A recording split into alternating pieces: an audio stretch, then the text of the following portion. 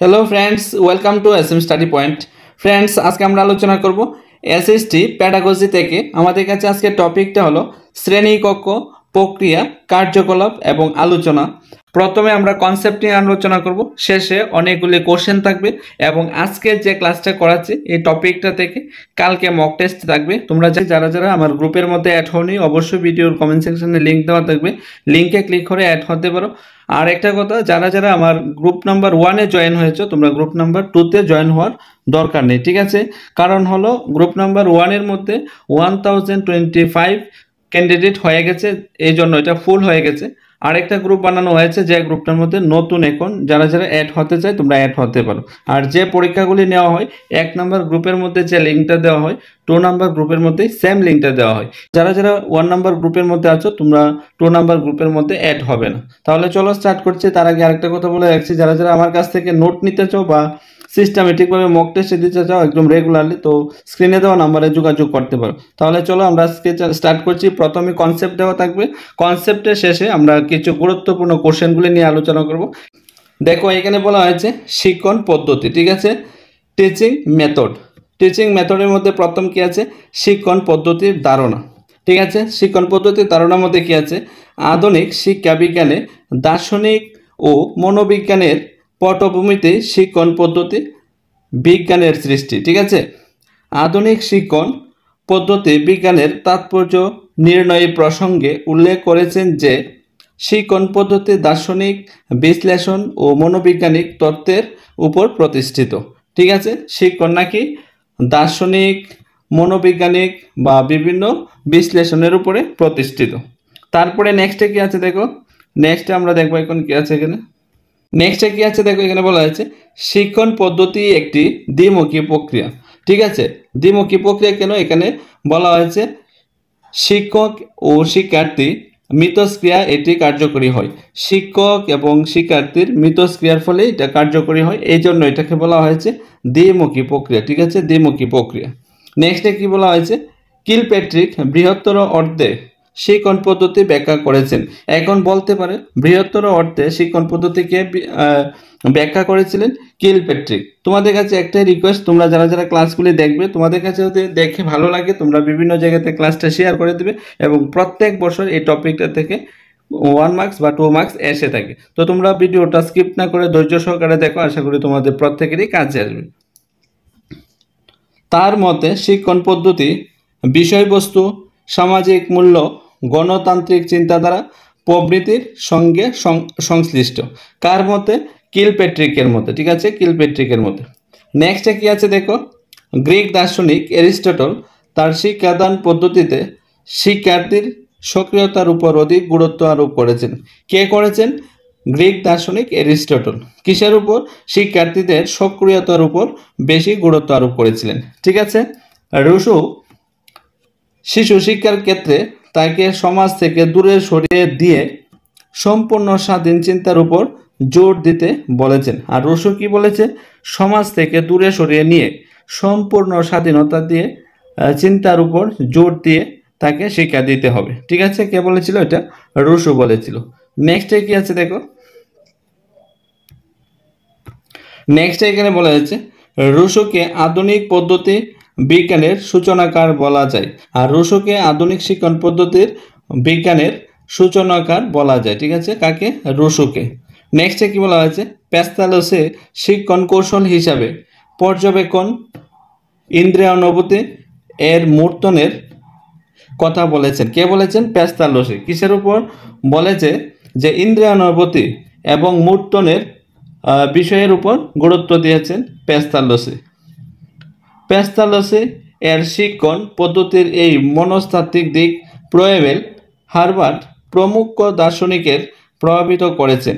আর এই যে প্যাস্তালোসের যে মনস্তাত্ত্বিক ধারণা, এটা প্রয়েবেল, হার্বার্ট এবং দার্শনিকদের, বিভিন্ন দার্শনিকদের প্রভাবিত করেছিল, ঠিক আছে?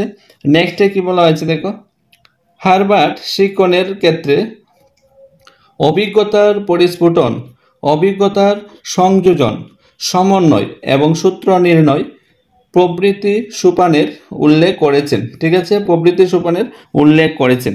নেক্সট স্লাইডে কি আছে আমরা দেখবো। দেখো, জন ডিউ সমস্যা সমাধানের পদ্ধতিকে উপযুক্ত শিক্ষণ পদ্ধতি রূপে চিহ্নিত করেছেন। কে করেছেন? জন ডিউ করেছেন। তোমরা ক্লাসটা যখন পুরাটা দেখবে তারপর কোশ্চেনগুলি প্র্যাকটিস করবে। আশা করি এই টপিক থেকে কোশ্চেন আসলে তোমরা অবশ্যই অ্যান্সার করতে পারবে। তাই বলছি তোমরা স্কিপ না করে ভিডিওটা ধৈর্য সহকারে দেখো, খুবই কাজে আসবে। মনোবিদ স্কিনার স্বয়ংক্রিয় শিক্ষণের উপর গুরুত্ব দিয়ে স্বয়ং শিক্ষণ পদ্ধতির কথা উল্লেখ করেছেন। ঠিক আছে, নেক্সটে কি বলেছেন দেখো, আধুনিক শিক্ষণ পদ্ধতির বৈশিষ্ট্য। আধুনিক শিক্ষণ পদ্ধতির বৈশিষ্ট্য কোনগুলি আমরা এখন আলোচনা করব। নাম্বার 1-এ কি দিয়েছে দেখো, শিক্ষার উদ্দেশ্য, শিক্ষার্থীর প্রকৃতি ও শিক্ষণ কৌশলের মধ্যে সার্থক সমন্বয় সাধন, আধুনিক মনোবিজ্ঞানসম্মত শিক্ষণ পদ্ধতির বৈশিষ্ট্য। ঠিক আছে, নাম্বার 1 গিয়েছে। নেক্সট কি আছে দেখো, নেক্সট 2 নাম্বার, আধুনিক শিক্ষণ পদ্ধতিতে শিক্ষার্থীর মানসিক সক্রিয়তা ও স্বাধীন চিন্তার উপর গুরুত্ব দেওয়া হয়েছে। শিক্ষার্থীর স্বাধীন চিন্তার উপর বেশি গুরুত্ব দেওয়া হয়েছে। নাম্বার 3, শিক্ষার্থীর মনোপ্রকৃতি অনুসারে শিক্ষণ কৌশল নির্বাচন এবং শিক্ষার্থীকে অবাধ স্বাধীনতা দান হলো আদর্শ শিক্ষণ পদ্ধতির বৈশিষ্ট্য। এখন যদি বলা হয় আদর্শ শিক্ষণ পদ্ধতির বৈশিষ্ট্য কি, তাহলে আমরা বলবো যে শিক্ষার্থীকে অবাধ স্বাধীনতা দান আদর্শ শিক্ষণ পদ্ধতির বৈশিষ্ট্য। নাম্বার 4-এ কি বলা হয়েছে, আধুনিক শিক্ষণ পদ্ধতি একটি সুসামঞ্জস্যপূর্ণ ধারাবাহিক প্রক্রিয়া। ঠিক আছে, নেক্সটে কি আছে, আশা করি জায়গাটা বুঝতে পেরেছ। নেক্সটে দেখো, এখানে বলা হয়েছে নাম্বার 5, আধুনিক শিক্ষণ পদ্ধতি শিক্ষার্থীর আনন্দদায়ক স্বতঃস্ফূর্ত ক্রিয়ার উপর গুরুত্ব আরোপ করে। আধুনিক শিক্ষণ পদ্ধতি শিক্ষার্থীদের আনন্দদায়ক এবং স্বতঃস্ফূর্ত ক্রিয়ার উপর গুরুত্ব আরোপ করে। ঠিক আছে, নাম্বার 6, শিক্ষণ পদ্ধতিতে কার্যকরী শিক্ষণ কৌশল গুরুত্ব পায়। শিক্ষার্থীর স্বশিক্ষণ আধুনিক শিক্ষণ পদ্ধতির মূল বিষয়। আর শিক্ষার্থীর স্বশিক্ষণটা হলো শিক্ষার মূল বিষয়। স্বশিক্ষণ মানে নিজের শিক্ষা। ঠিক আছে, নাম্বার 7, আধুনিক শিক্ষণ পদ্ধতিতে ব্যক্তি ও দলগত শিক্ষণের মধ্যে সমন্বয় সাধনের উপর গুরুত্ব দেওয়া হয়। ব্যক্তি এবং দলগত শিক্ষণের মধ্যে সমন্বয়ের সাধনের উপর গুরুত্ব দেওয়া হয়েছে। ঠিক আছে, আশা করি জায়গাটাও বুঝতে পেরেছ। নেক্সট কি আছে দেখো, আমরা এখন দেখবো, এখানে দেখো কি বলা আছে, আধুনিক শিক্ষণ পদ্ধতির প্রকারভেদ। আধুনিক শিক্ষণ পদ্ধতির প্রকারভেদের মধ্যে এখানে দেওয়া আছে দেখো, বক্তৃতা দান পদ্ধতি। ঠিক আছে, বক্তৃতা দান পদ্ধতি একটা প্রকার। এখানে প্রথম ভূমিকার মধ্যে কি বলা হয়েছে, কোনো বিষয়ে পাঠদান করার ক্ষেত্রে একটি অতি প্রাচীন একমুখী পদ্ধতি হলো বক্তৃতা দান। আর এই যে প্রাচীন একমুখী পদ্ধতি হলো বক্তৃতা দান। একমুখী কেন বলা হয়েছে? একমুখী বলা হয়েছে কারণ শিক্ষক এখানে জাস্ট আলোচনা করে যাবে আর শিক্ষার্থী তারা চুপচাপ বসে থাকবে। ঠিক আছে, এটাকে বলা হয়েছে বক্তৃতা দান পদ্ধতি। নেক্সট এখানে কি বলা হয়েছে দেখো, এই পদ্ধতি আজও প্রায় সর্বত্র প্রচলিত। এই পদ্ধতির সাহায্যে পাঠ্য বিষয়টি শিক্ষার্থীদের সহজে বোঝানো ও মনোযোগী করে তোলা যায় এবং পাঠ্য বিষয়টিকে অল্প সময়ে তাদের বোধগম্য করা যায়। তবে এই পদ্ধতির ক্ষেত্রে শিক্ষকের দায়িত্ব অনেক বেশি। এই জন্যই বলা হয়েছে এখানে শিক্ষকের দায়িত্বটা বেশি হবে। ঠিক আছে, নেক্সট কি আছে দেখো, নেক্সটে বলা হয়েছে বক্তৃতা দান পদ্ধতির সুবিধা। আর বক্তৃতা দান পদ্ধতির সুবিধা কোনগুলি, এখানে দেখো নাম্বার 1 হবে এটা, যে স্বল্প সময়ে শিক্ষাদান, অল্প সময়ের মধ্যে শিক্ষাদানটা করা যাবে। নাম্বার 2 কি হবে দেখো, অল্প ব্যয় বের করতে হবে। নাম্বার 3 কি হবে, শিক্ষার্থীর কল্পনা শক্তিকে জাগ্রত করে। এই হলো 3টা হলো আমাদের কাছে এই যে বক্তৃতা দান পদ্ধতির সুবিধা, এখানে আমরা আলোচনা করলাম। ঠিক আছে, নেক্সট এখানে বলা হয়েছে বক্তৃতা দান পদ্ধতির অসুবিধা। সুবিধার কিছু অসুবিধাও আছে, যেমন নাম্বার 1 কি হবে, এখানে মনোবিজ্ঞান সম্মত নয়। এই যে বক্তৃতা দান পদ্ধতিটা মনোবিজ্ঞান সম্মত নয়। নাম্বার 2 হবে হাতে কলমে কাজের সুযোগের অভাব। আর এই জায়গাতে হাতে কলমে কাজের সুযোগের অভাব থাকবে। নাম্বার 3 এ কি আছে, সঠিক শিক্ষক শিক্ষার্থীর সম্পর্ক গড়ে ওঠে না, এবং সঠিক শিক্ষক এবং শিক্ষার্থীর মধ্যে সম্পর্ক গড়ে ওঠে না। ঠিক আছে, আশা করি এই জায়গাটা বুঝতে পেরেছো। নেক্সট কি আছে দেখো, আলোচনা পদ্ধতির মধ্যে কি আছে, আলোচনা পদ্ধতির মধ্যে দেখো এখানে বলা হয়েছে বক্তৃতা দান পদ্ধতির অসুবিধা দূর করতে এবং বর্তমান শিক্ষা পদ্ধতির সঙ্গে সাযুজ্য রেখে গড়ে তোলা শিক্ষা পদ্ধতি হলো আন্তঃসক্রিয়তা পদ্ধতি বা আলোচনা পদ্ধতি। ঠিক আছে, আশা করি এই জায়গাটা খুব ভালোভাবে বুঝতে পেরেছো। নেক্সটে কি আছে দেখো, নেক্সটে আমরা আলোচনা করব কিছু গুরুত্বপূর্ণ কোশ্চেন নিয়ে আলোচনা করব। ঠিক আছে, গুরুত্বপূর্ণ কোশ্চেন নিয়ে আলোচনা করব। তোমরা যারা যারা এই ভিডিও দেখছো, তোমরা গ্রুপের মধ্যে যদি অ্যাড না হয়ে থাকো, গ্রুপ ভিডিওর কমেন্ট সেকশনে লিঙ্ক দেওয়া থাকবে, লিঙ্কে ক্লিক করে গ্রুপে অ্যাড হতে পারো। গ্রুপ নাম্বার 2 এ তোমরা যারা যারা গ্রুপ নাম্বার 1 এ আছো, গ্রুপ নাম্বার 2 এ অ্যাড হওয়ার দরকার নেই, কারণ একটা লিঙ্ক যখন আমি একটা গ্রুপে শেয়ার করব, সেম লিঙ্কটাই গ্রুপ 2 এ শেয়ার করব। দেখো নাম্বার 1 এ কোশ্চেন কি আছে, শিক্ষণ পদ্ধতিতে প্রাথমিক স্তরের বয়সসীমা কত? 6 থেকে 11 বছর। ঠিক আছে, 6 থেকে 11 বছর হবে প্রাথমিক স্তরের বয়সসীমা। নাম্বার 2, শিক্ষণ পদ্ধতিতে উচ্চ প্রাথমিক স্তরের সময়সীমা কত? উচ্চ প্রাথমিক স্তরের সময়সীমা হলো 12 থেকে 14 বছর। 12 থেকে 14 বছর হলো উচ্চ প্রাথমিক স্তরের সময়সীমা। নাম্বার 3, শিক্ষণ প্রক্রিয়ায় মাধ্যমিক সময়সীমা কত? 15 থেকে 16 বছর। মাধ্যমিক সময়সীমাটা হলো 15 থেকে 16 বছর হবে মাধ্যমিক স্তরের সময়সীমাটা।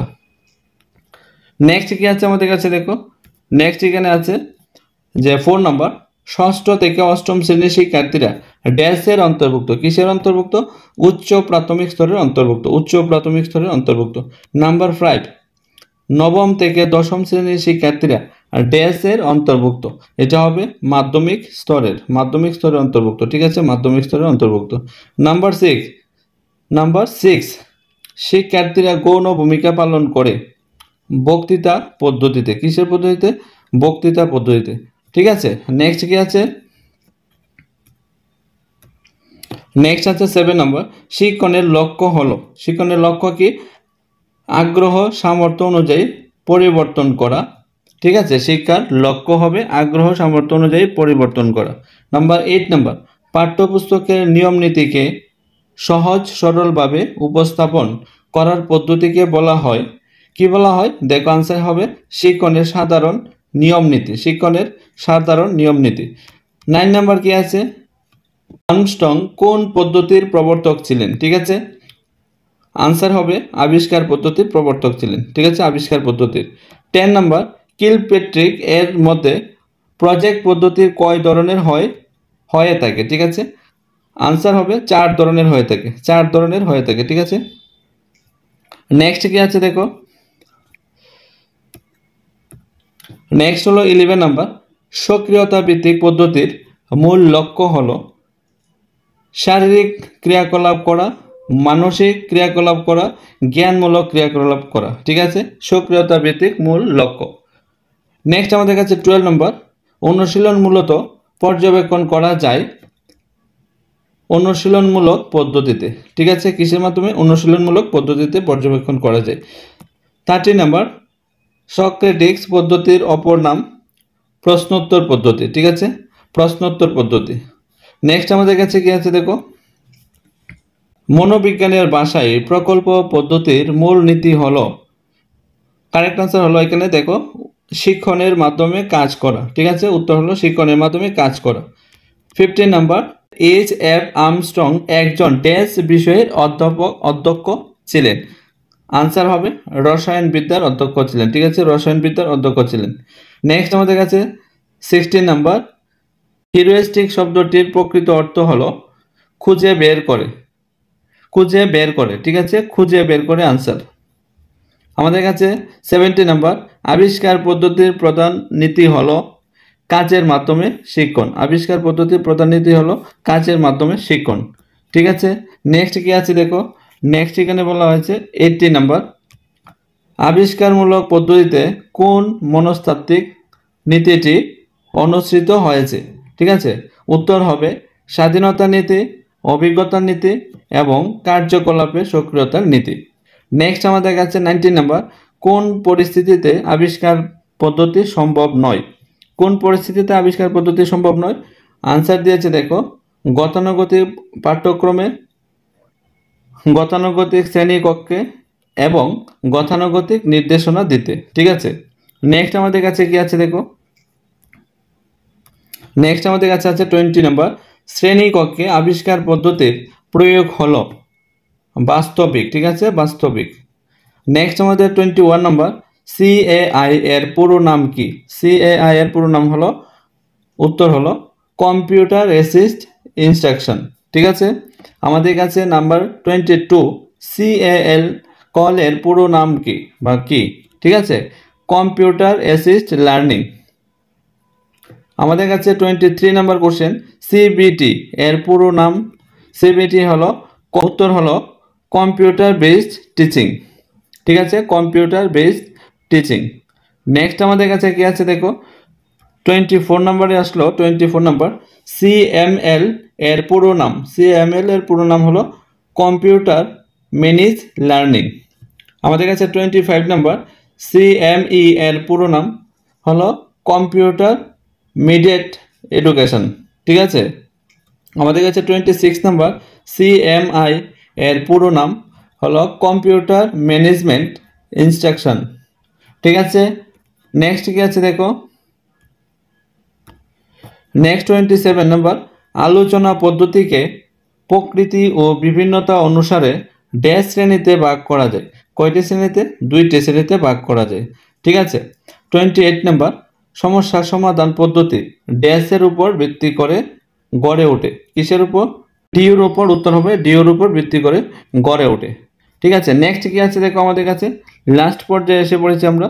এখানে 29 নম্বর, বক্তৃতা পদ্ধতিকে ড্যাশও বলা হয় থাকে, ড্যাশও বলা হয়ে থাকে, গল্প বলা পদ্ধতিও বলা হয়ে থাকে বক্তৃতা পদ্ধতিকে। ঠিক আছে, 30 নম্বর, শিক্ষাক্ষেত্রে গল্প বলা পদ্ধতির সর্বোচ্চ প্রয়োগ দেখা যায় প্রাথমিক স্তরে। কোন স্তরে দেখা যায়? প্রাথমিক স্তরে দেখা যায় এই যে গল্প বলা পদ্ধতি। ঠিক আছে ফ্রেন্ডস, আজকে আমরা যে কনসেপ্ট এবং কিছু কোশ্চেন নিয়ে আলোচনা করেছি, এখানেই ক্লাসটা শেষ হয়েছে। তোমাদের যদি কিছুটা হলেও কাজে এসে থাকে, তোমরা ক্লাসটা বিভিন্ন জায়গাতে শেয়ার করে নেবে, এবং যারা যারা এখনও আমার চ্যানেলটাকে সাবস্ক্রাইব করে রাখুন, অবশ্যই সাবস্ক্রাইব করে রাখবে, পাশে থাকা বেল আইকনে চাপ দিয়ে রাখবে টপিক অনুসারে ভিডিও পেতে। তো তোমরা সবাই ভালো থাকবা, সুস্থ থাকবা, বাই বাই।